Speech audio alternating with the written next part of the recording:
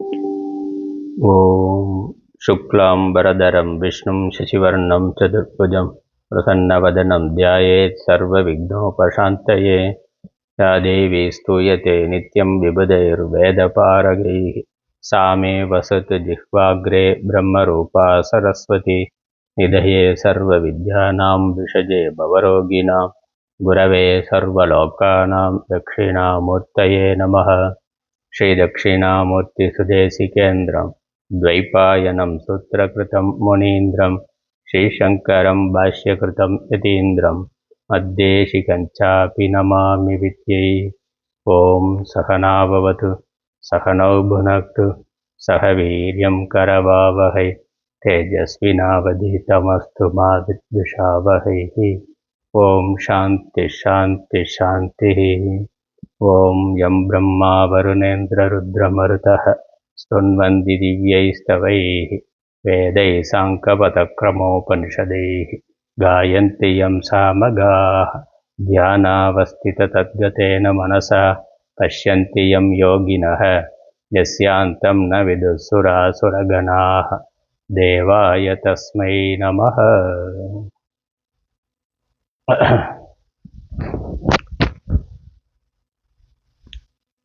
ஸ்ரீமத் பகவத்கீதையினுடைய சாரம் பார்த்து கொண்டிருக்கின்றோம்.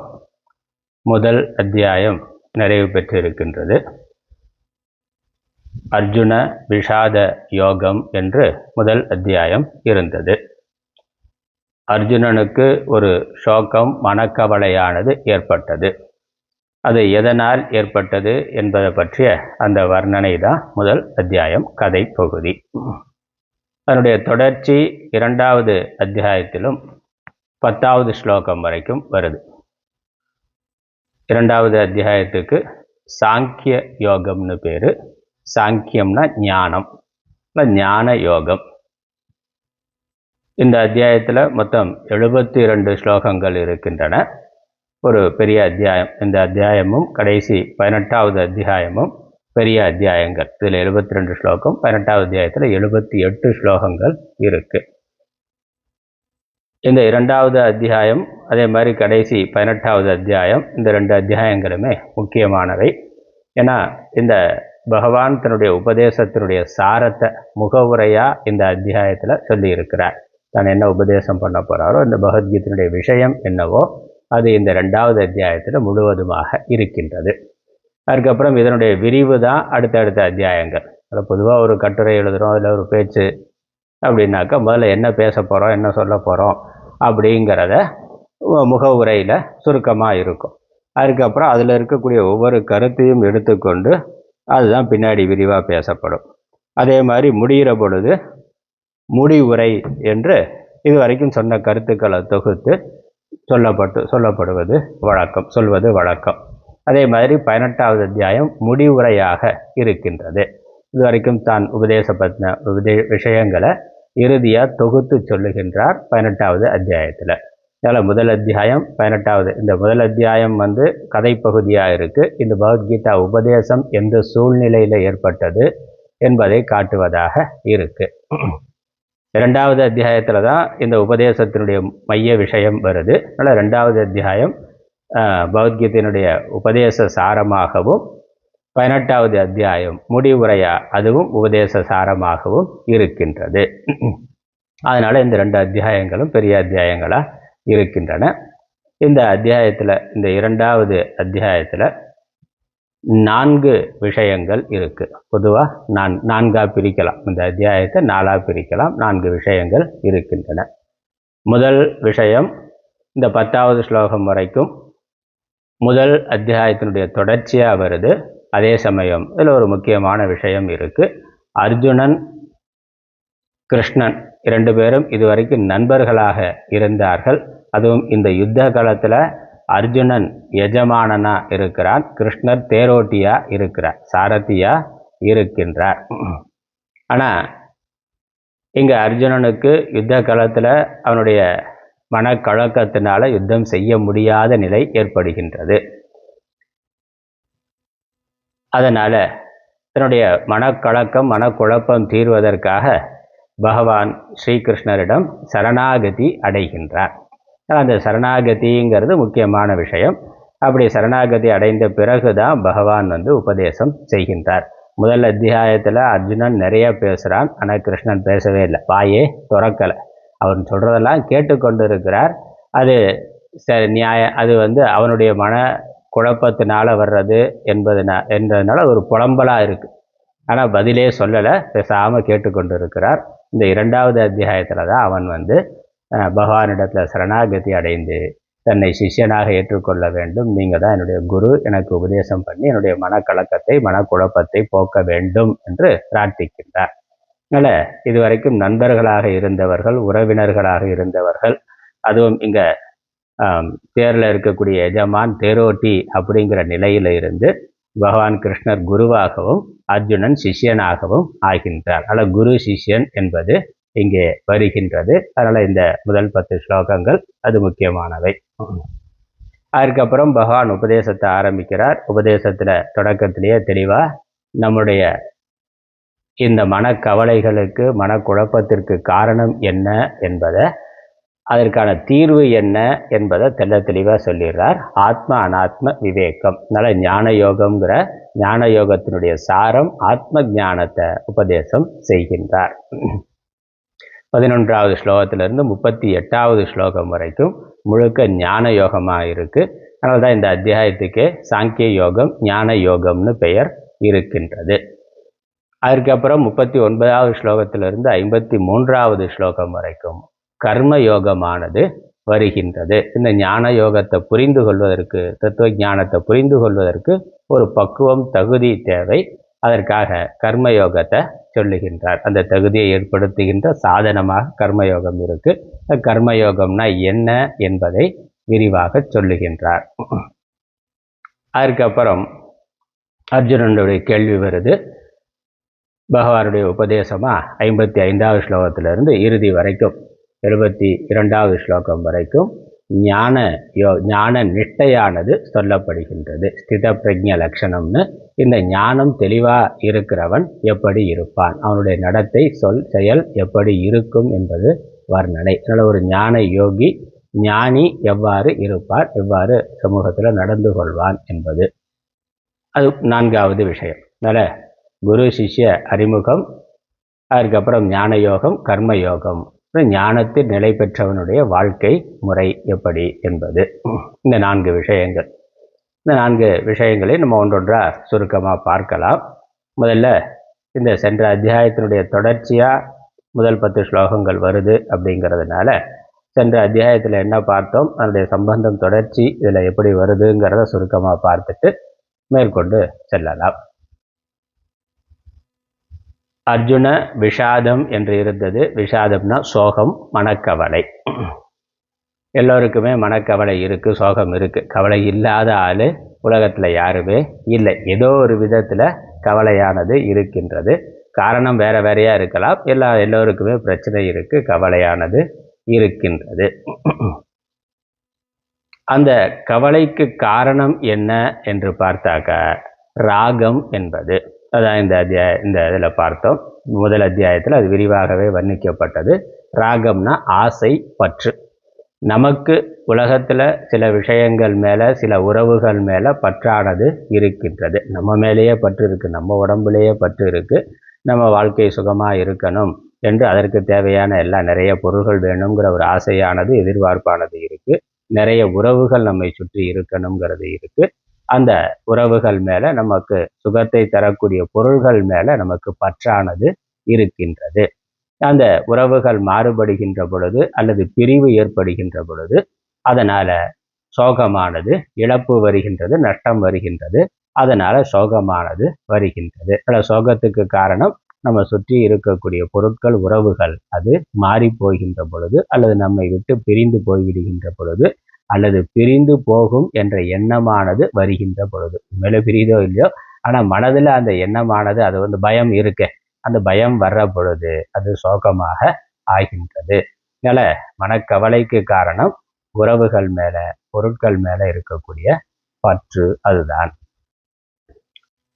அந்த கவலையினுடைய விளைவா இந்த ராகத்தினால சோகம், சோகத்தினால அதனுடைய விளைவு என்ன ஆகின்றது என்றால் அதீதமான பற்று வருகின்ற பொழுது, அதீதமான சோகம் வர்ற பொழுது மனசு கலக்கம் அடைகின்றது, மனசு குழம்பி போகிறது. மனசு குழம்பி போகுதுனாக்கா புத்தி சரியாக வேலை செய்வது இல்லை. மனதில் இருக்கக்கூடிய அந்த துன்பத்தினால அறிவு வேலை செய்வது இல்லை. அதனால் அது வரைக்கும் அவன் புத்திசாலியாக இருக்கலாம், நிறைய தர்மம் தெரிந்தவனாக இருக்கலாம், விஷயம் தெரிந்தவனாக இருப்பான். ஆனால் இந்த ராகத்தினால பீடிக்கப்படுகின்ற பொழுது அவனுடைய புத்தி சரியாக வேலை செய்யறதில்ல. எதை செய்யணும் எதை செய்யக்கூடாதுங்கிறதுல அவனுக்கு குழப்பம் வருகிறது. அதனால் செய்யக்கூடாததை செய்கின்றான், செய்வதை செய்யாமல் விடுகின்றான், செய்யக்கூடாததை செய்கின்றான். ரெண்டுமே நடக்குது. மூடு சரியில்லைன்னா வேலை ஒன்றும் நடக்காது, வீட்டு வேலையே நடக்காது. இன்றைக்கி ஒன்றும் மூடு இல்லை, அதனால் ஒன்றும் நடக்காதுன்னா, மூடு சரியில்லைன்னா வீட்டு வேலை நடக்காது. இல்லை வேறு ஏதாவது ஒரு தப்பான வேலையை, செய்யக்கூடாத ஒரு வேலையை பண்ணி கொண்டிருப்போம். அப்படி சமூகத்தில் பார்க்குறோம். இந்த சோகம் அதிகமாகிற பொழுது தற்கொலை முதலானவைகளுக்கு செல்லுகிறார்கள், அல்லது கொலை முதலானவைகளுக்கு செல்லுகிறார்கள். ரெண்டுமே நடக்குது. பெரிய பணக்காரனாக இருக்கிறான், பெரிய பதவி அந்தஸ்தில் இருக்கிறான், ஆனால் தற்கொலை பண்ணிக்கொள்கிறான். தற்கொலை பிரச்சனைக்கு தீர்வு இல்லை, ஆனால் அதை அவன் செய்கின்றான். அல்லது கொலை முதலானவைகளும் நடக்கின்றது. அதனால் பிரச்சனை அதிகமாகத்தான் ஆகின்றது. ஆனால் புத்தி குழப்பம் ஏற்பட்டு செய்யக்கூடாததை செய்கின்றோம். அதனால் கவலையினுடைய விளைவு மோகம்ங்கிறது புத்தி குழப்பம், புத்தி கலக்கம். அதனால் நம்மளுடைய இந்த சோகமோ மோகமோ தீரவில்லை, பிரச்சனை இன்னும் அதிகமாகத்தான் ஆகின்றது. இப்படி வராமல் இருக்கிறதுக்கு, இது நடக்காமல் இருக்கிறதுக்கு நாம் என்ன பண்ணுறது, அதான் கேள்வி. இது வராமல் இருக்கணும்னாக்கா எல்லோருக்குமே ஏதோ ஒரு விதத்தில் சோகம் இருக்குது. சோகத்துக்கு காரணமான மோகமானது, ராகமானது இருக்கின்றது. இது நமக்கு பாதிக்காமல் இருக்கணும், இது வராமல் இருக்கணும்னா நமக்கு அடிப்படையாக சில அறிவு, விவேகமானது இருக்க வேண்டும். சில அடிப்படை உண்மைகளை நாம் புரிந்து கொள்ள வேண்டும். வாழ்க்கையினுடைய யதார்த்தத்தை புரிந்து கொள்ள வேண்டும். நம்முடைய உடல், நம்ம சுற்றி இருக்கக்கூடிய உறவுகள், நம்ம இருக்கக்கூடிய உலகம், இது ஒரு மாறுபடும் தன்மை உடையது, நிலையற்ற தன்மை உடையது. அது ஒரு யதார்த்தம், உலகத்தினுடைய யதார்த்தம். அதை யாரும் மாற்ற முடியாது. அது அப்படித்தான் இருக்கின்றது. நம்ம உடம்பு ஒரு நாளைக்கு ஆரோக்கியமாக இருக்குது, ஒரு நாளைக்கு சோர்வாக இருக்குது, இல்லை நோய் முதலானவைகளால் பாதிக்கப்படுது. அப்புறம் மாறிக்கொண்டே இருக்கு. இளமையிலிருந்து கொஞ்சம் கொஞ்சமாக தேஞ்சு முதுமை விடுகிறது. அதனால் இந்த மாறுதல்ங்கிறது உடலில் மாற்றம் நடந்து கொண்டே இருக்குது. உடலில் மாற்றம் நடக்கிற மாதிரி மனதிலும் மாற்றமானது நடந்து கொண்டே இருக்கின்றது. அதற்கப்புறம் சுற்றி இருக்கக்கூடிய உறவுகள் சேர்தல் பிரிதல் என்பதும் தொடர்ந்து நிகழ்ந்து கொண்டிருக்கின்றது. சில காலத்தில் இருக்கக்கூடிய உறவுகள் பிறகு பிரிந்து போகிறது. பகையாக இருக்கிறது உறவாகுது, உறவாக இருக்கிறதே பகையாக ஆகின்றது. அல்லது இயற்கையினால் பிரிக்கப்படலாம். நல்லாவே இருந்தது, ஆனால் மரணம் அந்த மாதிரி, அதனால் பிரிவு வரலாம். அல்லது உயிரோடு இருக்கிற பொழுதே சொந்த விருப்பு வெறுப்புகளால் பிரிவானது ஏற்படலாம். அப்போ இந்த சேர்தல் பிரிதல், உடம்போட உலகத்தில் உடம்பு ஆரோக்கியமாக இருக்கிறது, இல்லை நோய்வாய்ப்பட்டு இருக்கிறது. அதே மாதிரி உறவுகளோட சேர்க்கை பிரிதல், உலகத்தினுடைய இயக்கத்திலேயே மாறுபாடு வர்றது. நல்ல கிளைமேட் இருக்குது, சில சமயங்களில் மழை பெய்யுது, சில வருஷங்களில் மழையே இல்லாமல் இருக்குது. அதிகமான மழை, அதிகமான வெயில், அதிகமான இயற்கை சீற்றங்கள், இல்லை சில வருடங்களில் நல்ல விளைச்சல் நல்லா இருக்குது. எல்லாமே நல்ல விதமாக போய்கொண்டு இருக்கு. இப்போ இந்த மாறுதல்ங்கிறது மாற்ற முடியாதது, இயல்பாக இருக்கிறது. அது உலகத்தினுடைய தன்மை, அது இயற்கை. அப்படித்தான் இருக்குது. பகவான் அப்படித்தான் உலகத்தை நடத்தி கொண்டிருக்கிறார். எப்படி இரவு பகல் மாறி மாறி வருதோ, குளிர் வெப்பம் மாறி மாறி வருதோ, அதே மாதிரி இந்த உலக இயக்கம் மாறி மாறி வரக்கூடியது. ஒரே தன்மை, ஒரே மாதிரி எப்பொழுதும் இருக்காது. இது உண்மை. இதை நம்ம புரிந்து கொள்ளணும், ஏற்றுக்கொள்ளணும். அதனால் இது போய்விட்டதே அல்லது போக போகிறதே, மாறிவிட்டதே, மாறப்போகிறதேனா அது மாறுதல்ங்கிறது அதனுடைய இயல்பு. மாற்றுறதை நிறுத்த முடியாது. அப்போ நம்ம ஏற்றுக்கொள்ள முடியவில்லை, புரிந்து கொள்ள முடியலைன்னா ஐயோ போச்சேன்னு பெரிய துக்கமாக ஆகின்றது. துக்கப்படுறதுனால நிறுத்த முடியுமானா அது ஒன்றும் முடியாது. அது அப்படித்தான் நடக்கும். அதனால் இது நமக்கு மட்டுமில்லை, உலகம் முழுவதுமே அப்படித்தான் இருக்குது. பகவானே அவதாரமாக வந்தாலும் அது மாறுபடக்கூடிய தன்மைங்கிறத பார்க்குறோம். அதனால் அவதாரங்களுடைய வாழ்க்கையிலையும் பெரிய மகான்கள் மகாத்மாக்களுடைய வாழ்க்கையிலும் எல்லா விதமான ஏற்றத்தாழ்வுகளும் இருக்குங்கிறத நம்ம பார்க்கின்றோம்.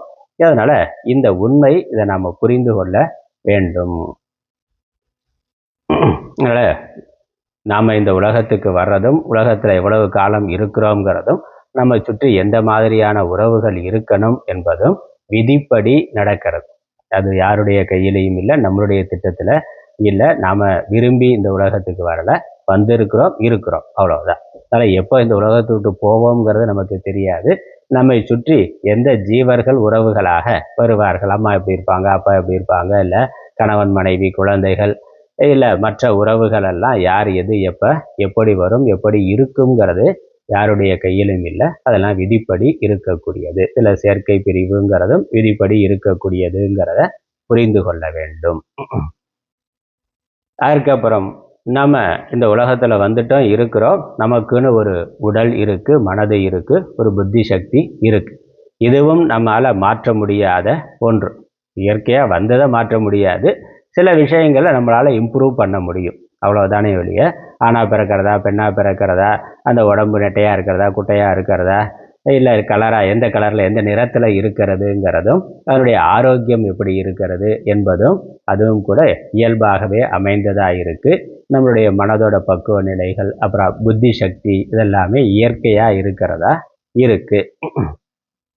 அதனால் இது வர்ற பொழுது இப்படி இருக்குது எப்படி இருக்குங்கிறது நம்மளுடைய தீர்மானத்தில் இல்லை, வந்ததுக்கப்புறம் தான் நமக்கு தெரிகின்றது. இதில் நம்மளுடைய வாழ்நாளில் நம்மளுடைய வாழ்க்கை காலத்தில் சில விஷயங்களை நம்மளால் மேம்படுத்தி கொள்ள முடிகின்றது, மாற்றிக்கொள்ள முடிகின்றது. நல்ல உடற்பயிற்சி, யோகாசனம், உணவு கட்டுப்பாடு, இவைகளால் உடம்போட ஆரோக்கியத்தை ஓரளவுக்கு நம்மளால் மெயின்டைன் பண்ண முடிகின்றது.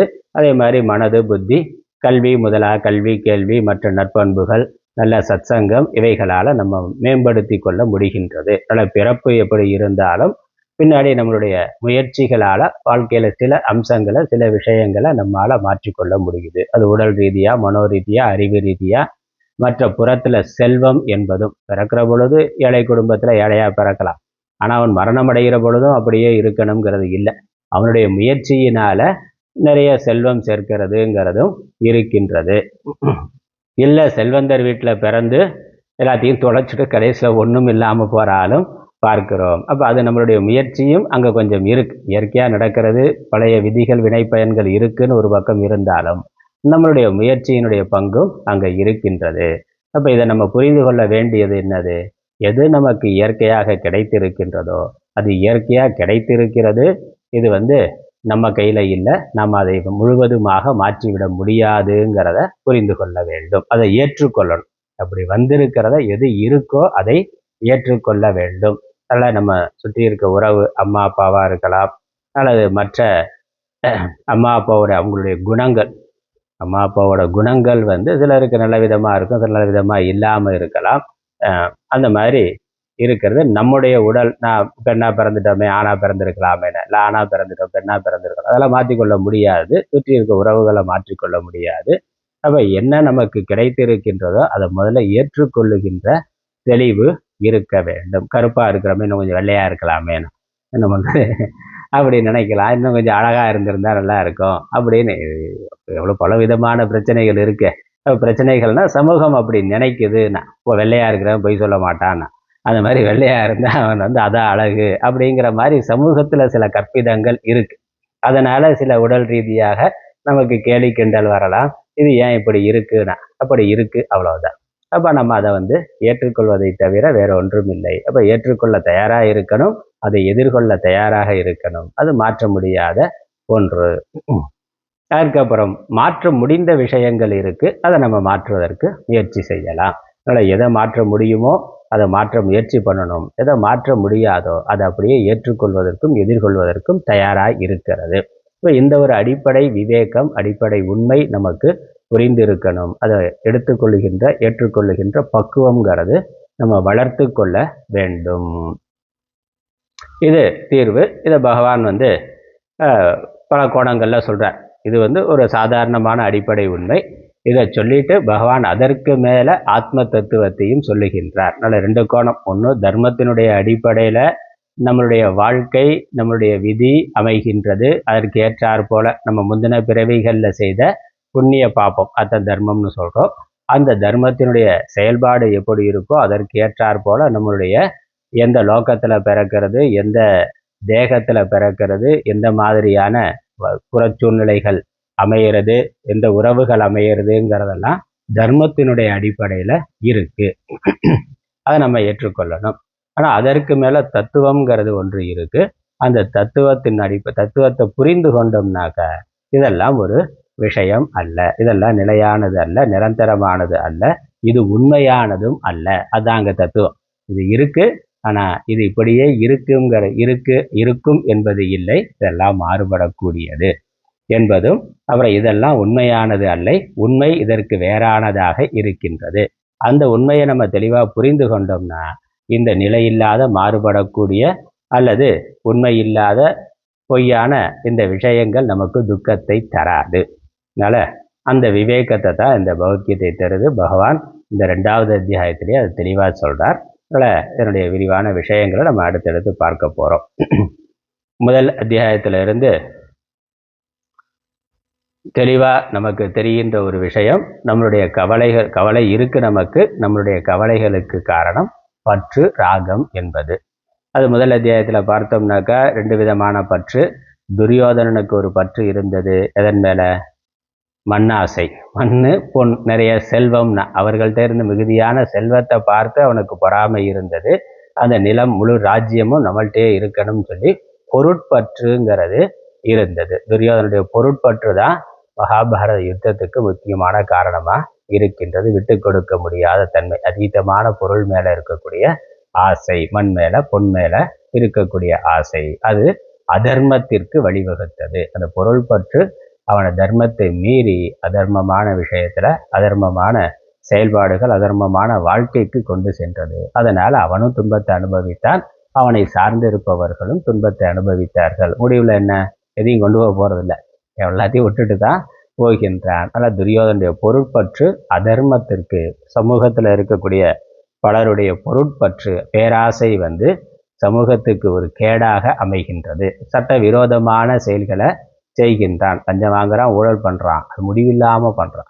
100 கோடி 200 கோடி 500 கோடி 1000 கோடின்னா அவ்வளவு ஊழல் பண்ணி வைக்கிறான். வச்சிருந்து எவ்வளவு சாப்பிட முடியும்? எவ்வளவு கோடி இருந்தாலும் சாப்பிட முடிஞ்சது என்னது? அளவானது தானே. நிரந்தரமாக சாஸ்வதமாக இருக்க முடியுமா? முடியாது. ஆனால் அந்த பற்றுனால அந்த விவேகமானது தெரிவதில்லை. சட்டவிரோதமாக செயல்கள் செய்கிறார்கள். அதனால் அவர்களுக்கும் கேடு, சமூகத்துக்கும் கேடானது இருக்கின்றது. அதுக்கப்புறம் அர்ஜுனன் பார்த்தா அர்ஜுனனிடத்திலேயும் பற்று இருந்தது. அர்ஜுனன் தர்மத்துக்காக அவன் ஏமாற்றப்பட்டு இருக்கிறான், தர்மத்துக்காக யுத்தம் பண்ணணும், அவமானப்படுத்தப்பட்டு இருக்கிறான், ஏமாற்றப்பட்டு இருக்கான், பொருள்களை, ராஜ்யத்தை எல்லாத்தையும் இழந்திருக்கிறான்.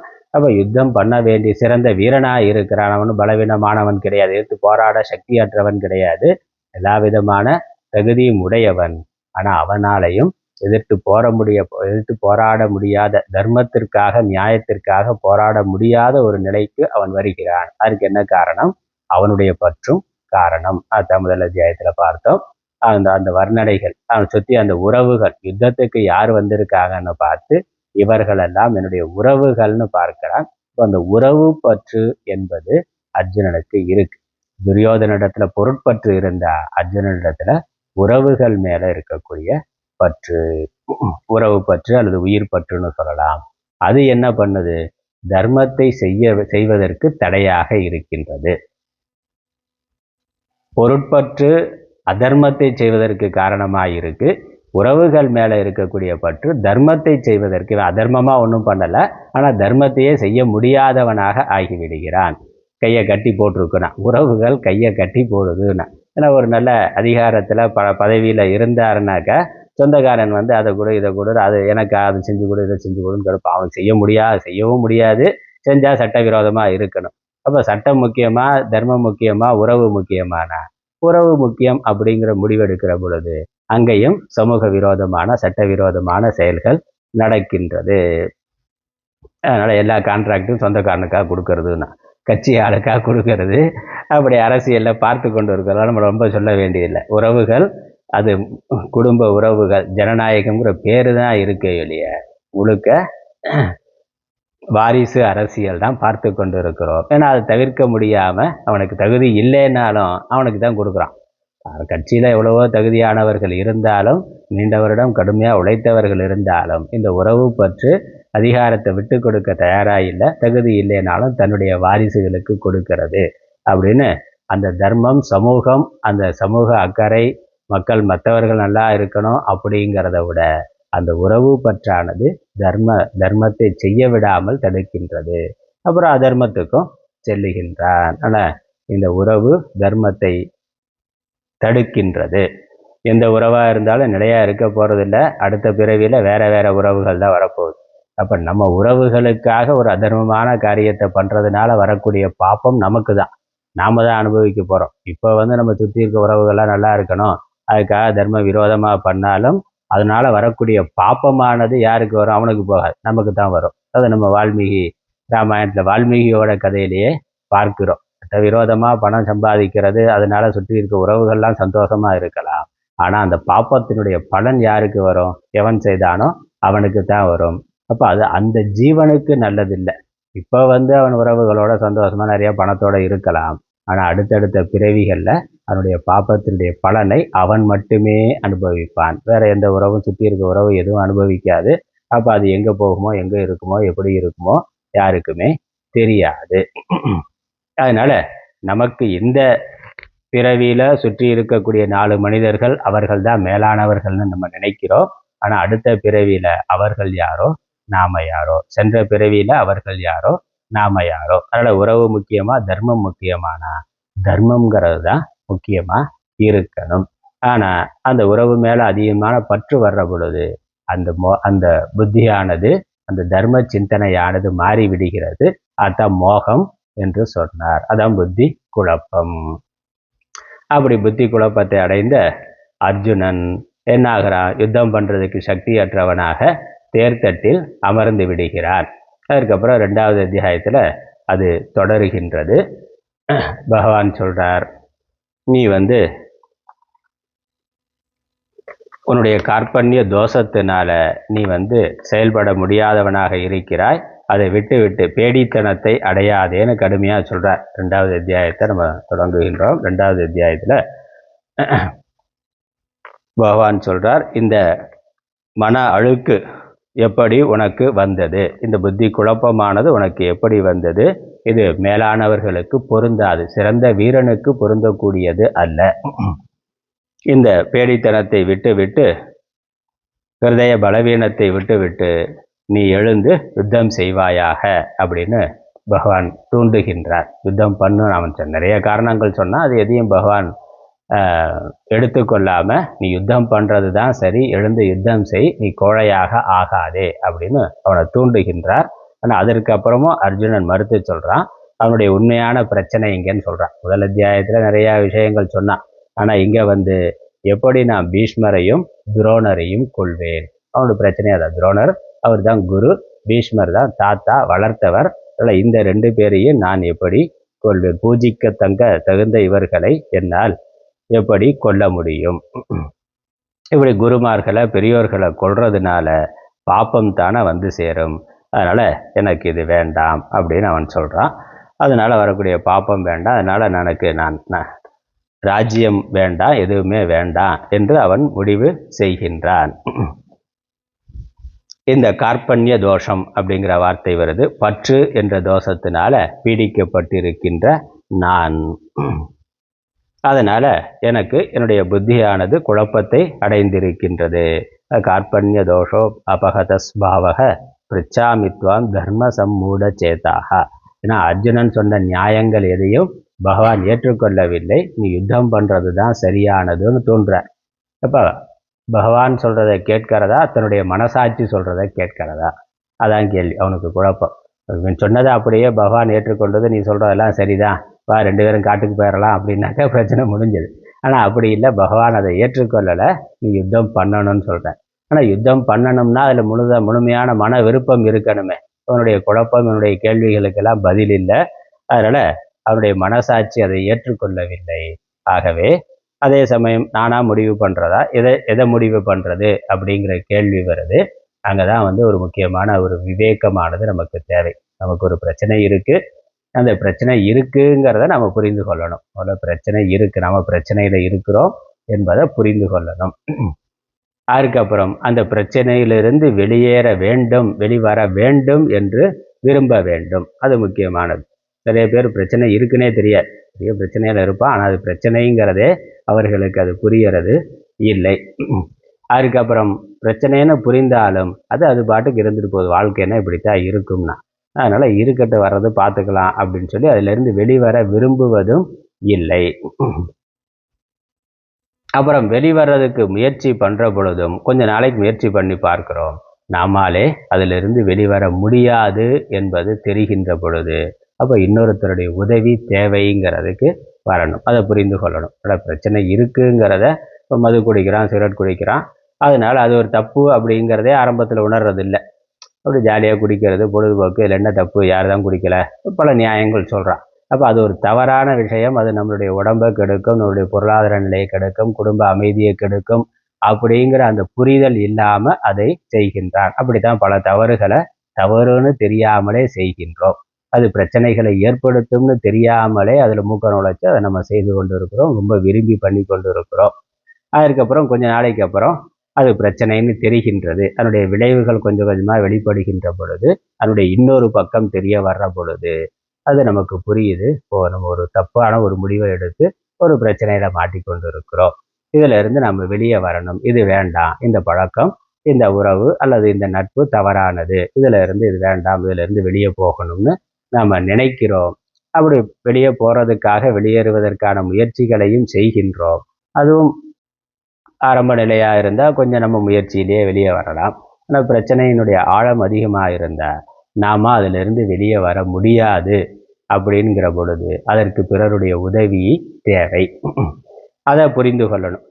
ஒரு சேரில் சகதியில் மாட்டிக்கொண்டவன் அவனை கைகால அசைச்சு எப்படியா வெளியே வரலான்னு பார்க்கிறான், முடியலை அப்படிங்கிற பொழுது ஐயோ காப்பாத்துங்க அப்படின்னு கரையில் இருக்கிற ஆள்கிட்ட உதவி கேட்கணும். வெளியே இருக்க பிரச்சனைக்குள்ளே மாட்டிக்கொண்டாத பிரச்சனை இல்லாத ஆளை கேட்கணும். இன்னொரு பிரச்சனை இருக்க ஆள்கிட்ட கேட்டாக்க அவனும் நம்மளை சேர்த்து உள்ளே எடுத்துகிட்டு போயிடுவான். அதனால் பிரச்சனை இல்லாத தெளிவாக இருக்கக்கூடிய ஒரு ஆள்கிட்ட என்னுடைய பிரச்சனைக்கு நீங்கள் தீர்வு சொல்லணும் என்று உதவி கேட்கணும். உதவி கேட்கறதுக்கு நாம் தயாராக இருக்கணும். அதுக்கு நம்மளுடைய அகங்காரம் தடையாக இருக்கக்கூடாது. நிறைய பேருக்கு உதவி தேவை இருக்குது, ஆனால் கேட்பதற்கு அவங்களுடைய ஈகோ ஒத்துக்காது. அதனால் யார் பெரியவர்களை பார்த்து அவர்கள்ட்ட நீங்கள் தான் என்னுடைய பிரச்சனைக்கு தீர்வு சொல்லணும், நீங்கள் என்ன சொல்கிறீங்களோ நாங்கள் ஏற்றுக்கொள்ள தயாராக இருக்கிறேன் அப்படிங்கிற அந்த சரணாகதின்னு சொல்கிறோம். அப்போ அது தேவை.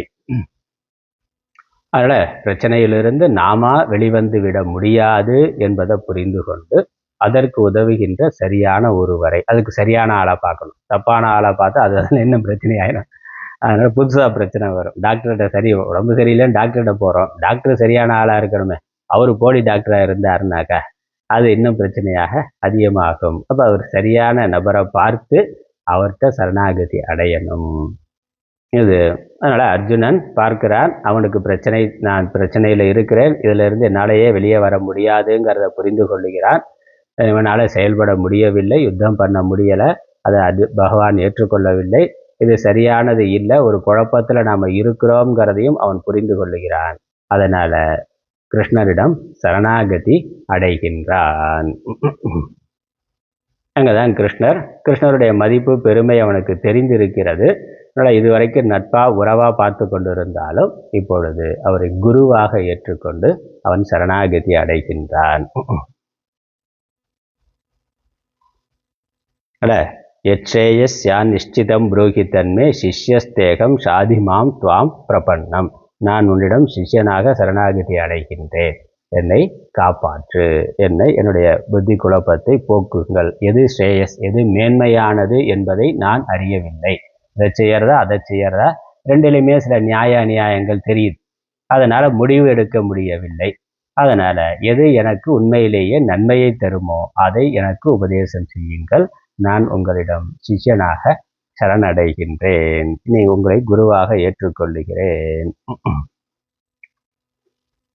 என்று அர்ஜுனன் சொன்னதுக்கு அப்புறம்தான் பகவான் பேசத் தொடங்குகின்றார். அதனால் பிரச்சனையில் இருக்கிற ஆள்கிட்ட போய் நம்ம உபதேசம் பண்ணால் அவன் கேட்க தயாராக இல்லாத பொழுது அந்த உபதேசம் எடுபடாது. அதனால் சுற்றி பலர் இருக்காங்க, அவங்க குழப்பத்தில் இருக்கான்னு தெரியுது, அவனுக்கு அவனே பிரச்சனை ஏற்படுத்தி கொண்டு இருக்கிறான்ங்கிறது தெரியுது, அவனால் மற்றவர்களுக்கும் பிரச்சனை வருதுன்னு தெரியுது. நம்ம போய் சரி பண்ணுறோன்னு மூக்க நுழைச்சா அது நமக்கு பிரச்சனை ஆயிடும். அப்போ அப்போ அவனுக்கு உதவி பண்ணக்கூடாதான்னா அவன் எப்போ நம்மள்கிட்ட உதவி கேட்கிறானோ அது வரைக்கும் பொறுமையாக இருக்கும். அது வரைக்கும் பொறுமையாக இருந்து அவனுக்கு அவனுடைய பிரச்சனையை புரிந்து கொண்டு இதுக்கு இன்னொருத்தருடைய உதவி தேவை அப்படிங்கிறத புரிந்து கொண்டு அது நம்மால் உதவ முடியுங்கிறத புரிந்து கொண்டு நம்ம கிட்ட கேட்குற பொழுது நாம் அவனுக்கு உதவி பண்ணலாம். அதனால் அது உபதேசமாக இருக்கலாம், வேற உதவியாக இருக்கலாம், எதுவாக இருந்தாலுமே உபதேசமாக இருந்தாலும் கேட்டால் தான் சொல்லணும். அதனால் கேட்காம அறிவுரை பண்ணுறதுங்கிறது அது நமக்கு நம்மளை கடைசியில் பைத்தியக்காரன் நினைப்பான். அது அப்படித்தான் ஏதாவது சொல்லிக்கிட்டே இருக்குமா. நல்லது தானே சொன்னான்னா அவன் பாட்டிக்கு வேறு வேலை இல்லை ஏதாவது சொல்லிக்கிட்டே இருப்பாங்க, அம்மாவுக்கு வேறு வேலை இல்லை அப்படின்னு சொல்லிக்கிட்டே இருப்பான். அப்போ அவன் கேட்க தயாராக இல்லாத பொழுது நம்ம பொறுமையாக தான் இருக்கணும். அவனுக்கு அனுபவம் வர்ற பொழுது அவன் புரிந்து கொள்ளுகின்ற பொழுது கண்டிப்பாக வருவார்கள். அப்படி அர்ஜுனன் இது வரைக்கும் பேசுகிற வரைக்கும் பார்த்து கொண்டே இருந்தார். எப்போ அவன் சரணாகதி அடைந்து நீங்கள் தான் குரு என்று என்னை சிஷ்யனாக ஏற்றுக்கொள்ள வேண்டும் என்று கேட்கிறானோ அப்பொழுதுதான் பகவான் பேசத் தொடங்குகின்றான். அந்த குருவிடம் சரணாகதிங்கிறது இங்கே முக்கியமாக இருக்கின்றது. இப்போ சரணாகதினாக்கா என்ன அர்த்தம்? உடல் பொருள் ஆவி அனைத்தையும் தந்தேன்னா அப்படிதான் பழைய நூல்கள் எல்லாம் இருக்கும். குருவிடம் உடல் பொருள் ஆவி அனைத்தையும் தந்தேன் அப்படின்னா சொத்தெல்லாம் எழுதி வச்சுட்டாரானா அதெல்லாம் இல்லை, திறந்த மனதோட இருக்கிறது, அவ்வளோதான். ஏன்னா குரு சொத்தை வச்சு அவர் என்ன பண்ண போகிறார்? அவருக்கு அதெல்லாம் வேண்டியது இல்லை, ஒன்றும் வேண்டியது இல்லை. அப்போ அவர் என்ன சொல்கிறாரோ அதை கேட்டுக்கொள்வதற்கு நான் முழுவதும் தயாராக இருக்கின்றேன். நாமளே ஒரு முன்முடிவு வைத்துக்கொண்டு இது அப்படி அப்படின்னு முடிவு வைத்து கொண்டு கேட்டாக்கா அது சரியாக இருக்காது. அதனால் ஒரு திறந்த மனதோட மனசை காலியாக புத்தியை காலியாக வைத்து கொண்டு கேட்கணும் அப்படிங்கிறது தான் சரணாகதி. அதனால் நீங்கள் என்ன சொன்னாலும் நான் அப்படிங்கிற அகங்காரம் குறுக்க வராமல் என்னுடைய புத்தி என்னுடைய திறமை சாமர்த்தியம் அதெல்லாம் எதுவுமே எடுபடாதுங்கிறத புரிந்து கொண்டு தான் நம்ம வந்திருக்கிறோம். அப்போ இது எல்லாவற்றையும் விட்டு அவர் என்ன சொல்கிறாரோ அதை அப்படியே கேட்கறது அப்படிங்கிறது.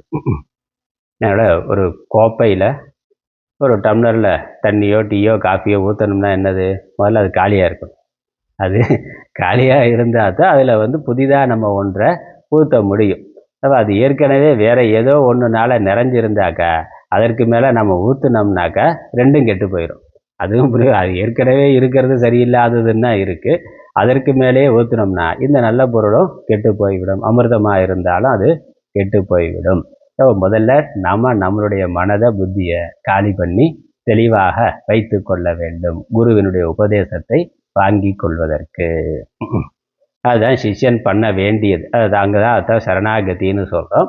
அப்போ என்னுடையது என்று எதுவும் இல்லை. என்னுடையதுன்னா என்னுடைய அகங்காரங்கிறதோ என்னுடைய சொந்த கருத்து இதுதான் சரி அப்படிங்கிறதெல்லாம் எதுவும் இல்லாமல் நீங்கள் என்ன சொல்கிறீர்கள்? டாக்டர்கிட்ட அப்படி தானே போகிறோம்.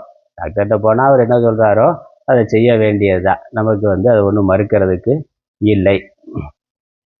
அப்படி இருந்தால் தான் அது வேலை செய்யும். அந்த மாதிரி மருந்து மாத்திரைகள் எல்லாம் நம்ம அப்படித்தான் எடுத்துக்கொள்கிறோம். முழுமையான நம்பிக்கைங்கிறது அங்கே முக்கியம். ஆனால் அப்படி தேர்ந்தெடுக்கிறதுக்கு முன்னாடி நமக்கு அது ஆராய்ச்சி பண்ணணும். தேரான் தெளிவும் தெளிந்தான் கண் ஐயுறவும் தீரா இடும்பை தருங்கிறார் திருக்குறளில். அப்போ ஒருவனை தேர்ந்தெடுக்கிறதுக்கு முன்னாடி ஆராய்ச்சி பண்ணணும். ஆராய்ச்சி பண்ணாமல் தேர்ந்தெடுத்தோம்னா அது தப்பாகிறதுக்கு வாய்ப்பு உண்டு. தப்பானா பிரச்சனை. தீரா இடும்பை தருங்கிறார். தீராத துன்பத்தை கொடுக்கும். ஆராய்ச்சி பண்ணாமல் ஒருவரை தேர்ந்தெடுக்கிறதும் அதுக்கப்புறம் நல்லா விசாரணை பண்ணி இவர் சரியான ஆள் தான் அப்படின்னு முடிவு பண்ணதுக்கப்புறம் அவன் மேலே சந்தேகப்பட்டு கொண்டே இருக்கிறதும் தீரான துன்பத்தை தரும். வேலைக்கு ஒரு ஆள் எடுக்கிறது பொழுது அப்படின்னு சொல்கிறார். அந்த இடத்துல சொல்கிறார், அது எல்லாத்துக்குமே பொருந்தும். அரசனுக்கு ஒரு வேலையை கொடுக்கணும் அப்படின்னா யாருக்கு வேலையை கொடுக்கறதுன்னா அந்த இடத்துல இந்த திருக்குறளை சொல்கிறார். ஆனால் இது நமக்கு எல்லா விஷயத்துக்குமே பொருந்தும். ஒரு குருவை தேர்ந்தெடுக்கிறதா இருக்கலாம், வீட்டுக்கு ஒரு வேலையால் தேர்ந்தெடுக்கிறதா இருக்கலாம், இல்லை மகனுக்கோ மகளுக்கோ ஒரு பொண்ணு மாப்பிள்ளை பார்க்கிறதா இருக்கலாம். எதுவாக இருந்தாலும் அது நல்லா ஆராய்ச்சி பண்ணி பார்த்து எண்ணி துணிக கர்மம்னா அதனால் நல்லா ஆராய்ச்சி பண்ணி பார்த்து குணம் நாடி குற்றமும் நாடி அவற்றுள் மிகை நாடி மிக்க குழல்னா அதனால் அதில் இருக்க நன்மை தீமைகள் எல்லாத்தையும் ஆராய்ந்து பார்த்து தேர்ந்தெடுக்கணும். அப்படி தேர்ந்தெடுத்த பிறகு பரிபூர்ண நம்பிக்கையானது இருக்கணும். அதுக்கு மேலே சந்தேகங்கிறது வரக்கூடாது. வந்தால் தீரா இடும்பை தரும். அதே மாதிரி குரு இடத்துல ஒரு சரியான குரு பார்த்து தேர்ந்தெடுக்கணும். அதற்கப்புறம் அந்த குருவிட்ட பரிபூர்ண சரணாகதியானது இருக்க வேண்டும். இது இருந்தால் நம்மளுடைய துன்பங்கள் பிரச்சனைகள்ல இருந்து நிரந்தரமான விடுதலையானது நமக்கு கிடைக்கும். அதனால் அப்படி அர்ஜுனன் பகவானிடத்துல சரணாகதி அடைகின்றான், கிருஷ்ணரிடத்துல சரணாகதி அடைகின்றான். அதுக்கப்புறம் கிருஷ்ணரும் அவனுடைய சரணாகதியை ஏற்றுக்கொண்டு அவனுடைய பக்குவம், அவனுடைய விவேகம் அதெல்லாம் பார்த்து அவனை ஏற்றுக்கொண்டு அவனுக்கு உபதேசம் செய்ய தொடங்குகின்றார். 2வது அத்தியாயத்தில் 11வது ஸ்லோகத்துல இருந்து உபதேசமானது வருகின்றது. முக்கியமான ஸ்லோகம் ஆரம்பிக்கிற பொழுதே ரொம்ப ஆழமான கருத்தை சொல்லி தொடங்குகின்றார். ஆத்ம தத்துவம், ஆத்ம ஞானத்தை முதல்ல சொல்லுகின்றார்.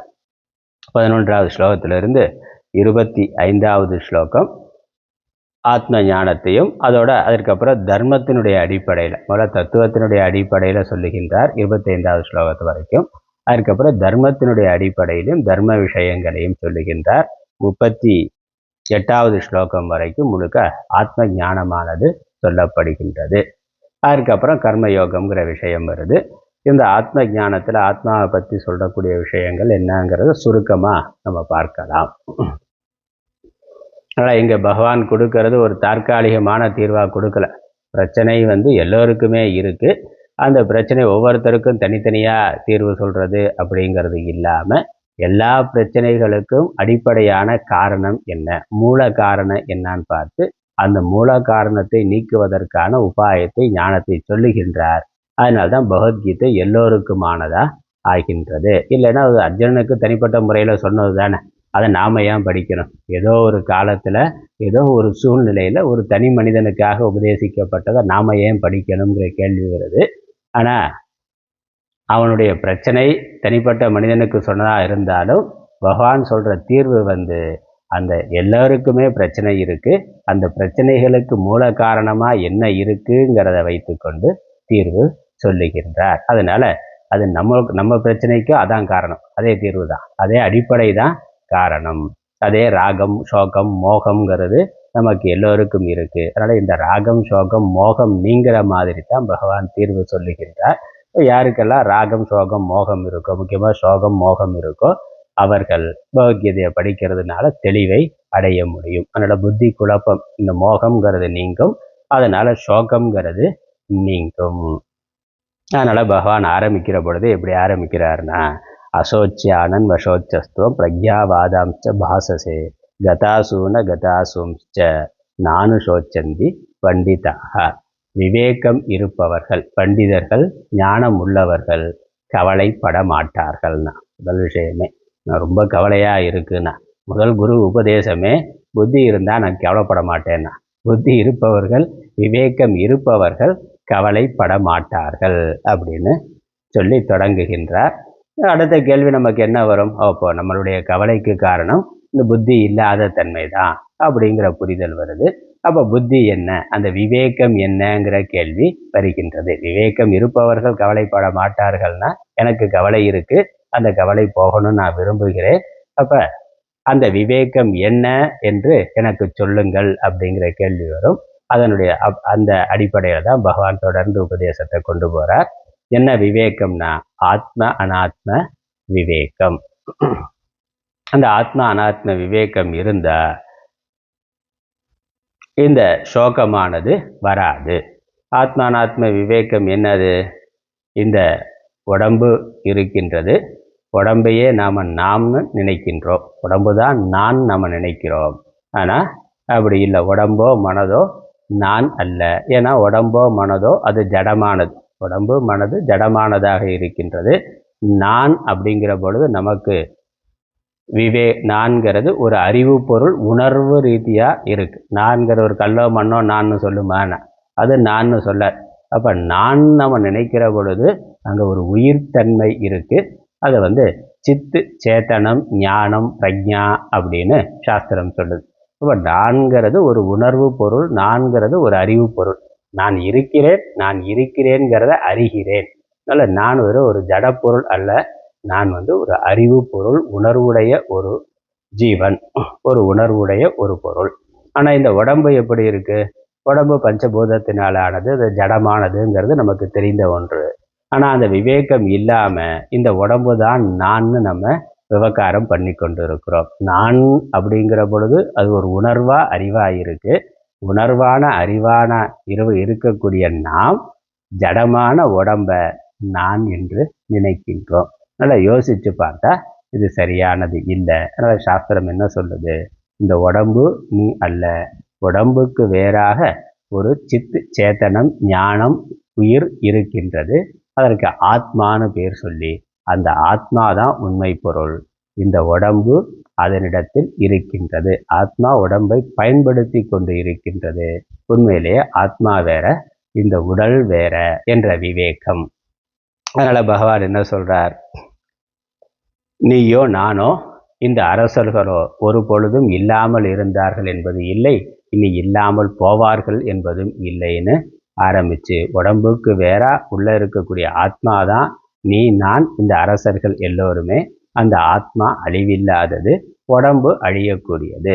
அதனால் இந்த ஆத்மா அனாத்ம விவேகம் உனக்கு வேண்டும்னு சொல்லி அதை விரித்து சொல்லுகின்றார். நம்ம ஒவ்வொரு ஸ்லோகமாக பார்க்காம என்ன முக்கியமான விஷயமோ அதை மட்டும் பார்க்குறோம். இங்கே ஆத்மாவை பற்றி சொல்லக்கூடிய லட்சணங்களில் 6 விஷயம். ஆத்மா அப்படின்னாக்கா அது எப்படிப்பட்டதுன்னா இந்த 6 பாயிண்ட்ஸ், 6 லட்சணங்கள் முக்கியமானது. அதான் பகவான் சொல்கிறார் இங்கே. முதல் விஷயம், ஆத்மா நித்தியமானது. ஆத்மா எப்பொழுதும் இருக்கக்கூடியது. நித்தியமானதுன்னா 3 காலத்திலும் இருக்கக்கூடியது.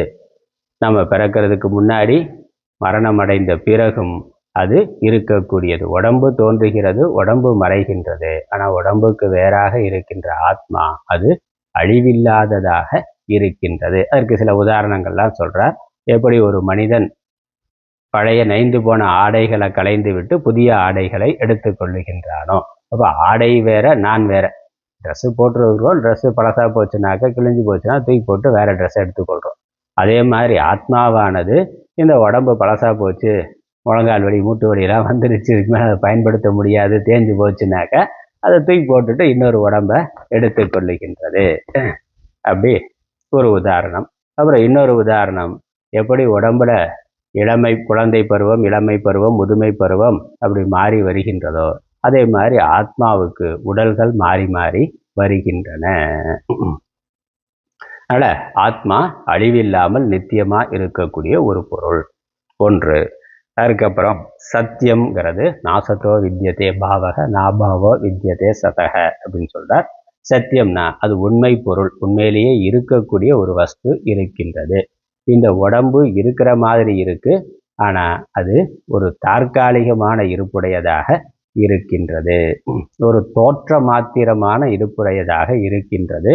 உண்மையிலேயே அது ஒரு பொருளாக இல்லை, ஒரு தோற்றம் மாத்திரமாக இருக்கின்றது. அதனால தான் அது மாறிக்கொண்டே இருக்கு. உடம்பு மாறி குழந்தையா இருக்கிற போது எப்படி இருந்தது, இப்போ எப்படி இருக்குன்னா எவ்வளவோ மாற்றங்கள் அடைந்து அது இருக்கின்றது. அப்புறம் உடம்புல இருக்க அவயவங்கள் எல்லாம் பிரிச்சுட்டா என்ன இருக்கும்? ஒன்றும் இருக்காது. உடம்புன்னு சொல்றதுக்கு ஒன்றும் இருக்காது. அப்போ உடம்புங்கிறது பல அவயவங்களுடைய சேர்க்கையால் ஆனதாக இருக்கின்றது, அவ்வளவுதான். பல உறுப்புகள் சேர்ந்து உடம்புங்கிற ஒரு தோற்றம் இருக்கே இல்லையே, அதெல்லாம் பிரித்து விட்டால் உடம்புன்னு ஒரு பொருள் இல்லை. ஒரு கார் இருக்குது, பைக் இருக்குனாக்கா பல பார்ட்ஸு சேர்ந்து அது அப்படி இருக்குது. அதில் இருக்க பார்ட்ஸ்லாம் கழட்டிட்டா கார் பைக்குன்னு எதையாவது சொல்ல முடியுமா? சொல்ல முடியாது. அப்போ அந்த கார் பைக்குங்கிறது என்னது? ஒரு வடிவம், அந்த ஷேப்பில் அந்த வடிவத்தில் இருக்கிற பொழுது அதற்கு அந்த பெயரை ஒழிய உண்மையிலே அப்படி ஒரு பொருள் இல்லை. தோற்றத்தில் இருக்குது, அதுக்கு ஒரு விவகாரத்தில் ஒரு பயன்பாடானது இருக்கின்றது. அதே மாதிரி தான் நம்மளுடைய உடம்பு பல உறுப்புகள் சேர்ந்ததாக இருக்குது, ஒரு தோற்றமுடையதாக இருக்குது, அதற்கு ஒரு பயன்பாடு இருக்குது. ஆனால் இது ஒரு தற்காலிகமான சேர்க்கை. அதனால் இது உண்மை பொருள் அல்ல, தோற்ற மாத்திரமான பொருள். ஆனால் ஆத்மா சத்தியமான பொருள், அது உண்மை பொருள், உண்மையிலேயே இருக்கிற பொருள், எந்த அவயவமும் இல்லாமல் நிரந்தரமாக இருக்கக்கூடிய ஒரு பொருள். அதுக்கப்புறம் இந்த ஆத்மா உடம்புல இருக்கு அப்படின்னா உடம்புக்கு உள்ள மட்டும் இல்லை, அது சர்வ வியாபகமாக இருக்கின்றது என்பதும். இந்த எல்லா இடங்களிலும் எல்லாவற்றிலும் இருக்கின்றது. இப்போ அநேக ஆத்மாங்கிறது இல்லை, உடல் பலவா இருக்கு, பல உடல்கள் இருக்கு, ஆனா உள்ள இருக்கக்கூடிய ஆத்மாங்கிறது ஒன்றுதான். ஒரே ஆத்மா தான் ஒவ்வொரு உடலிலும் இருக்கின்றது. எப்படி ஒரே மின்சாரம் பல லைட்ல இருக்கு, லைட்டு வேற வேறையா இருக்கலாம், சின்னதா இருக்கலாம், பெருசா இருக்கலாம், 5 வாட்ஸா இருக்கலாம், 50 வாட்ஸா, 5000 வாட்ஸா இருக்கலாம். அப்புறம் ஃபேனு, மிக்சி, கிரைண்டர்னு எண்ணற்ற மின்சாதனங்கள் இருக்கலாம். ஒன்றொன்றுக்கு ஒவ்வொரு வடிவம் இருக்கு, ஒவ்வொரு பயன்பாடு இருக்கு, ஒரு விதமான செயல்பாடு இருக்கின்றது. அப்படி இருந்தாலும் அதுக்கு பின்னாடி இருக்கக்கூடிய மின்சாரம் எத்தனை? ஒரே ஒரு மின்சாரம் தான், ஒரே மின்சக்தி தான். 5 வாட்ஸ்லேயும் அதே மின்சக்தி தான், 5000 வாட்ஸ் பல்புலையும் அதே மின்சக்தி தான். அப்போ அந்த உடம்புக்கு தகுந்த மாதிரி அந்த மின்சக்தியினுடைய வெளிப்பாடானது இருக்கின்றது. இது மாதிரி ஒரு செல் உயிரி அல்லது ஓரறிவு உயிரி, செடி கொடி தாவரங்கள் அப்படின்னா அதனுடைய இயக்கம் அந்த உடம்புக்கு தகுந்த மாதிரி ஒரு வரையறைக்குட்பட்டதா இருக்கு. பெரிய விலங்குகள் 5 அறிவு இருக்கிறது, இல்லை மனிதன் மாதிரி 6 அறிவு இருக்கிறதுனா இன்னும் விஸ்தாரமா இருக்கு. ஆனா அது உடம்புடைய தன்மைக்கு தகுந்த மாதிரி மாறுபடுகிறதே அன்றி உள்ள இருக்கக்கூடிய அதை இயக்கக்கூடிய ஆற்றல் என்பது ஒன்றுதான். அதனால அந்த ஆத்மா எல்லா உடல்களுக்கும் ஆதாரமாக எல்லாவற்றையும் நிறைத்ததாக அது ஒன்றாக இருக்கின்றது. அதனால வியாபகம் அப்படிங்கிறது ஆத்ம லட்சணங்கள்ல ஒன்று. அதுக்கப்புறம் இந்த ஆத்மா அப்பிரமேயம், அது விஷயங்களுக்கு விஷயமாக அறியப்படாதது, இது இந்திரியங்களால பார்த்து உணரப்படாதது. லைட் எல்லாத்தையும் பிரகாசிக்கும், அதற்கு காரணமாக இருக்க கரண்ட் அது பிரகாசிக்குமான, லைட்டுக்கு முன்னாடி இருக்க எல்லாத்தையும் காமிக்கும், தனக்கு ஆதாரமாக தான் இருப்பதற்கு இயங்குவதற்கு காரணமாக இருக்கக்கூடிய மின்சாரத்தை அந்த லைட்டுனால காட்ட முடியாது. லைட்டு மட்டுமில்ல, நம்ம கண்ணும் அப்படித்தான். கண்ணுனால எல்லாத்தையும் பார்க்கலாம், கண்ணுக்கு பின்னாடி இருக்கிறத பார்க்க முடியுமாண்ணா? கண்ணால் கண்ணையே பார்க்க முடியாது, கண்ணால் கண்ணையே பார்க்க முடியாது, புறத்தில் இருக்கிறத தான் பார்க்க முடியும். அந்த மாதிரி ஆத்மா அனைத்துள்ளும் ஆத்மாவாக இருக்குங்கிறதுனால நம்மால் புறப்பொருள்களை பார்க்கிற மாதிரி அதை பார்க்க முடியாது. அதே சமயம் அது இருக்குன்னு இப்போ எப்படி தெரிஞ்சுக்கிறதுனா, நான் தான், அதனால் இருக்கிறேன்னு உணர முடியுமே ஒழிய அதை அறியப்படும் பொருளாக பார்க்க முடியாது. எனக்கு கண்ணு இருக்குது அப்படிங்கிறத எதை வச்சு நம்ம சொல்கிறோம்? இது இருக்கான்னு கேட்டால் பொருளை பார்த்தேன் இருக்குன்னு எப்படி சொல்கிறேன்? நான் பார்த்தே தெரியுது இருக்குன்னா. இப்போ உனக்கு கண்ணு இருக்கா, அவன் கண்ணை நீ பார்த்துருக்கியா அப்படின்னா இல்லை பார்த்தது இல்லைன்னு. இப்போ இல்லைன்னு சொல்லிடலாமான்னு? இல்லை கண்ணு இருக்குன்னு. இப்போ எதை வச்சு கண்ணு இருக்குன்னு சொல்கிறேன்னு? அதனால் பார்க்க முடியுது கண், அதனால் கண் இருக்குன்னா. அப்போ பார்க்கப்படும் பொருளாக இல்லை, ஆனால் பார்த்தல்ங்கிற உணர்வு இருக்கின்றது. அதனால் பார்க்க முடியுதுங்கிறதே எனக்கு கண்ணு இருக்குது, கண்ணு தெரியுதுங்கிறதுக்கான ஆதாரம். அந்த மாதிரி நான் இருக்கிறேங்கிறது ஆத்மா சேத்தனம், உடம்புக்கு வேறான ஒரு உயிர் பொருள் இருக்குங்கிறதுக்கான ஆதாரம் அதுவே. நான் இருக்கேன், நான் பார்க்கிறேன், நான் பேசுகிறேன். அதனால அது அறியப்படுவதாக இல்லை, அறிபவனாக இருக்கின்றது, அது முக்கியமானது. அப்புறம் உடம்பு அழிஞ்சு போனால் அதுக்கப்புறம் நான் பார்க்கறது இல்லையா, இப்போ உடம்போடு அது அழிந்து விட்டதான்னு அப்படி நம்ம கேட்கலாம். அங்கே தான் சாஸ்திரம்ங்கிறது பிரமாணமாகுது. எல்லா உடல்லையும் ஒரே ஆத்மா தான் இருக்கின்றது. ஒரு பல்பு பீஸா போச்சுனாக்கா அதனால் கரண்ட் இல்லைன்னு சொல்லிட முடியுமான்னு? அது இன்னொரு பல்பில் இருக்கே, அதனால் அது இருக்கின்றது. ஒரு பல்பு அழிவு அது மின்சாரத்தினுடைய அழிவு கிடையாது. ஒரு மின்சாதனத்தினுடைய அழிவு மின்சாரத்தினுடைய அழிவு இல்லை. அது ஒரு சாதனம் போகுது, இன்னொரு சாதனத்தில் இருக்கிறதுனால இன்னொரு லைட்டை போட்டால் எரியுதுன்னா அப்போ கரண்ட் இருக்குது, அந்த பல்பில் தான் ஏதோ கோளாறுனா. இப்போ இருக்குது, அந்த மின்சாரம் இருக்குது. அதே மாதிரி உலகம் முழுக்க உயிரினுடைய இயக்கம் இருக்குது. ஆகவே உயிர்ங்கிறது இருக்குது, ஒரு உடம்பு வரலாம் போகலாம். அது அதனால் அது அப்பிரமேயம். அதுக்கப்புறம் இன்னொரு கருத்து, அது அகர்த்தா, அது போக்தா, அது எதையும் செய்வதும் இல்லை செய்விப்பதும் இல்லை, அது சாட்சி மாத்திரமாக இருக்கின்றது. அது நேரடியாக எதையும் செய்யறது இல்லை. அப்புறம் அந்த செயலால் அது பாதிக்கப்படுவது இல்லை, அதனுடைய முன்னிலையில் செயலானது நடக்கின்றது. அதனோட அகர்த்தா அபோக்தா என்பது. அதுக்கப்புறம் நிர்விகாரம் அப்படின்னு அது மாறுபடாமல் இருக்கின்றது. ந ஜாயத்தே மிரியதே வா கதாச்சித்து, பிறப்பு இறப்பு என்ற மாறுபாடு, அதற்கு நடுவில் இருக்கக்கூடிய வளர்தல் தேய்தல் இதெல்லாம் ஆத்மாவுக்கு இல்லை. அதனால் நிர்விகாரம், அது எப்பொழுதும் ஒரே மாதிரி இருக்கு. அதை விகாரம் இல்லாததுன்னா மாறுபாடு இல்லாதது. நான்கிற உணர்வு நமக்கு எப்படி இருக்குது? குழந்தையாக இருக்கிற பொழுது நான்கிறது அப்படிதான் இருந்து, இளமை பருவத்தில் இருக்கிற பொழுதும் முதுமைக்கு வந்த பொழுதும் நான்கிறது ஒரே மாதிரி தான் இருக்கு. உடம்பு எவ்வளவோ மாறி போச்சு, மனசு எவ்வளவோ மாறி போச்சு, புத்தி எவ்வளவோ மாறி போச்சு. அப்போ அந்த பழைய அனுபவங்கள் எல்லாம் நமக்கு இன்னும் நினைவில் இருக்கு. நான் அப்படி இருந்தேன், இப்படி இருந்தேன்னா. அப்போ அதை உணர்ந்த அந்த நான், உணர்கின்ற நான், அறிகின்ற நான், அது ஒரே மாதிரி அப்படியே இருக்கு. அது மாறலை. உடம்பு எவ்வளவுதான் மாறினாலும் இப்படித்தான் மாறினாலும் அந்த உள்ள அனுபவிக்கிற அறிவானது அது அப்படியே இருக்கின்றது. அது மாறுபடாமல் இருக்கின்றது. அதனால நிர்விகாரம். இதுதான் ஆத்ம லட்சணமா இங்க பகவான் சொல்றது. ஆத்ம லட்சணத்துல பல இருக்கு, அதுல இதுதான் முக்கியமானது. இந்த 11வது ஸ்லோகத்திலிருந்து 38வது ஸ்லோகம் வரைக்கும் இதெல்லாம் பகவான் சொல்லுகின்றார். அதனால இதுல இருந்து நம்ம புரிந்து கொள்ள வேண்டியது, உடம்பு இருக்கு, மனது இருக்கு. அதே சமயம் உடம்பு மனதிற்கு வேறாக அதை இயக்குவதாக ஒரு உயிர் பொருள் இருக்கின்றது, ஆத்மா இருக்கின்றது. அது எப்படிப்பட்டது? அது இந்த உடம்பினுடைய ஒரு பகுதி அல்ல. முக்கியமான உடம்பினுடைய ஒரு பகுதி. கையில் ஒரு விரல் இருக்கிற மாதிரி ஆத்மாவானது உடம்புல ஏதோ ஒரு மூலையில் இருக்குது அப்படின்னு சொல்வதற்கு இல்லை. உடம்போட எந்த பகுதி போனாலும் அது இருந்து கொண்டு இருக்கின்றது. அது உடம்பினுடைய ஒரு பகுதி அல்ல, ஒரு பாட்டுங்கிறது இல்லை. உடம்பிலிருந்து தோன்றியது அப்படிங்கிறது இல்லை. தற்காலிகமாக உடம்புல உயிர் தோன்றியது என்று இல்லை. அதே மாதிரி உடம்பினுடைய உடைமை பொருள் என்பதும் இல்லை. உடம்பினுடைய ப்ராப்பர்ட்டியாகவும் இல்லை.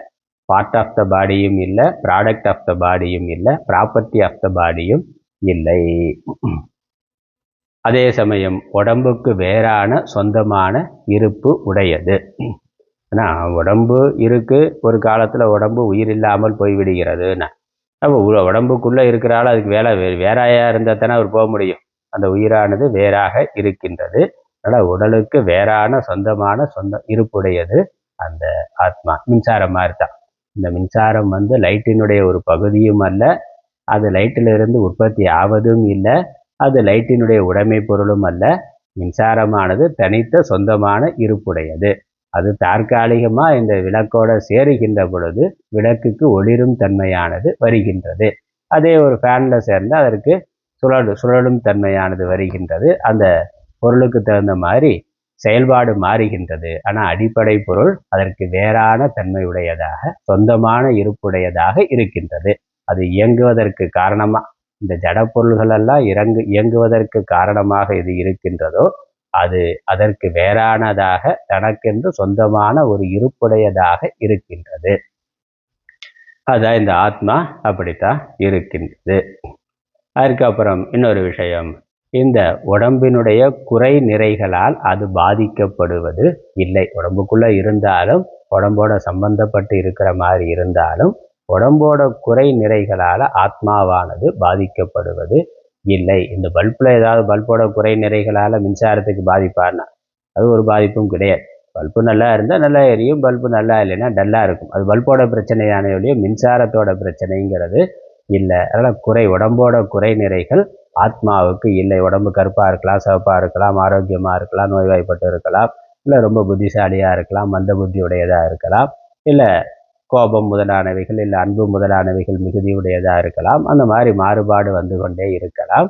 ஆனால் ஆத்மா அதனால் பாதிக்கப்படுவது இல்லை. அது எப்பொழுதும் அதற்கு வேறாக, அதை அறிவதாக, அதற்கு சாட்சியானதாக இருக்கின்றது. ஏன்னா இதெல்லாம் நமக்கு தெரியுது இல்லை, இதெல்லாம் வருது அப்படின்னா உடம்பு ஆரோக்கியமாக இருந்தது, இன்றைக்கு ஆரோக்கியமாக இல்லை, அல்லது நேற்று ஒரு மாதிரி இருந்தது, இன்றைக்கு நல்லா இருக்குன்னு.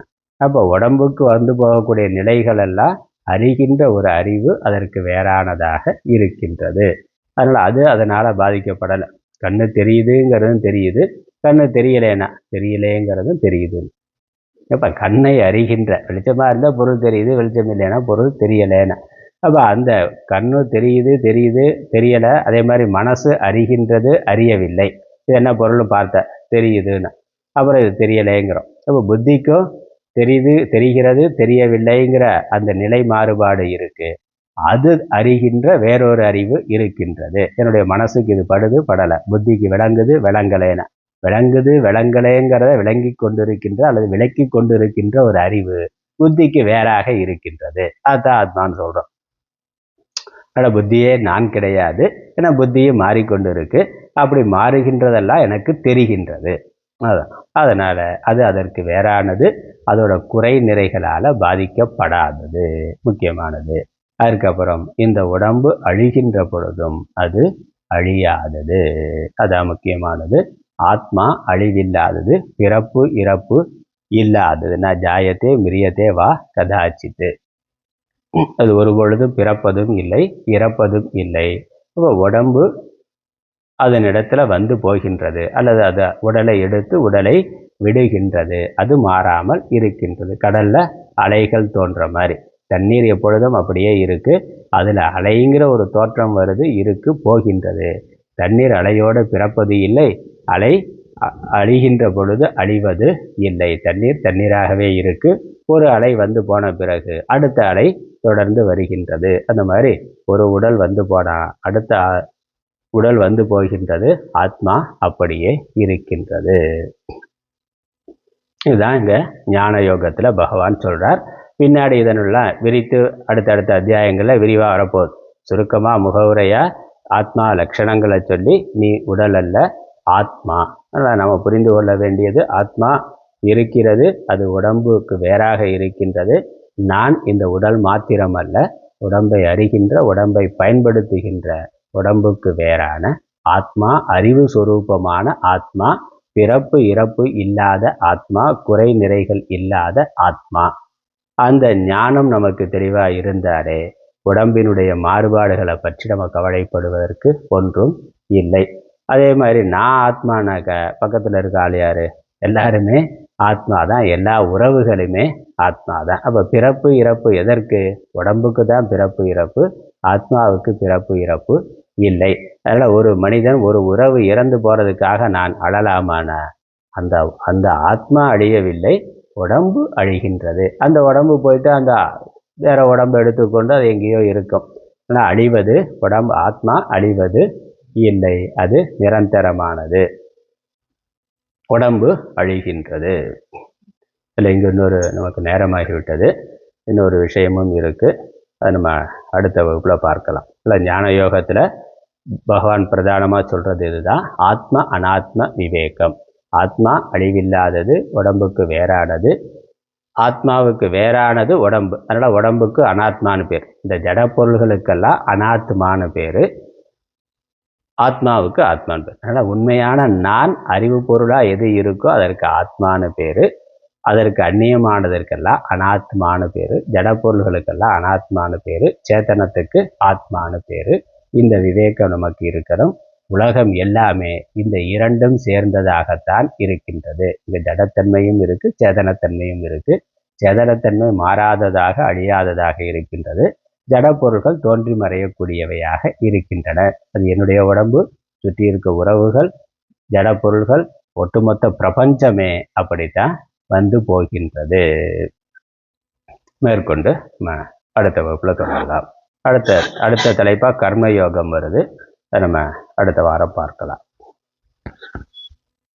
ஓம் பிரபன்ன பாரிஜாத்தாய தோத்ரவேத்ரைக்கபாணயே ஞானமுத்ராய கிருஷ்ணாய கீதாமிருததிகே நமः. ஓம் ஈஸ்வரோ குருராத்மேதி முக்திபேத விபாகினே வ்யோமவத்யாப்ததேகாய தட்சிணாமூர்த்தயே நமः. ஓம் பூர்ணமதः பூர்ணமிதம் பூர்ணாத் பூர்ணமுதச்யதே பூர்ணஸ்ய பூர்ணமாதாய பூர்ணமேவாவசிஷ்யதே. ஓம் சாந்தி சாந்தி சாந்தி. ஹரிஹி ஓம்.